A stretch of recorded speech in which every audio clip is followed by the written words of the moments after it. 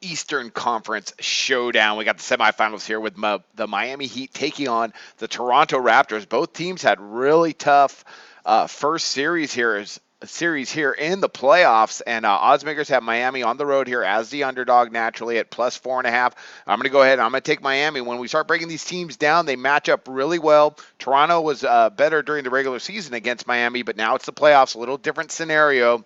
Back to what I was just saying, when you start to break these two teams down, they're really similar in their pace, their tempo, defense first sort of teams, but Miami does everything just a little bit better. So I'm going to go ahead. I'm back to Heat tonight to at least take this game to the wire. They could probably pull off an upset here, although it would be a minor one. Miami's playing really good ball right now. Toronto, good team, but there's going to be some tough matchups for them in this series. Let's talk about the Heat.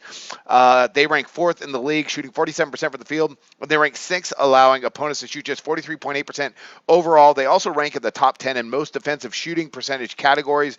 Very well coached team. They rank as one of the better teams in assists allowed per game, just across the board defensively. They're also really efficient. They're a much better team. Sorry, I shouldn't say that. They're a step up in class as compared to the Pacers. So if they can get a little bit of tempo going, because when they won against Charlotte, they were able to get up a lot of attempts. If they could do that against Toronto, they'll be in really good shape. Toronto, though, they'll have something other in mind because they can really control the tempo. The Raptors, they rank second to last in the league in opponent three-point shooting percentage, and offensively shoot just 44.6% from the field. That's about middle of the NBA average. But some things I don't like about Toronto, well, their slow pace can help them and it can hurt them. A couple issues though: DeRozan and Lowry aren't shooting the ball particularly well right now, even though DeRozan had a pretty big Game 7. On top of that, Toronto, they don't move the ball at all. They average just 18.5 assists per game. That ranks as one of the lowest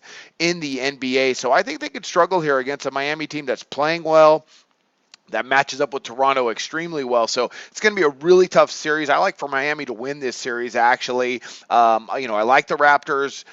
Very well coached team, very hard defensive team. But Miami, I think, is the play here, getting the 4.5 in this first game. So that's one of my NBA picks here. And I wish you guys luck on your picks today.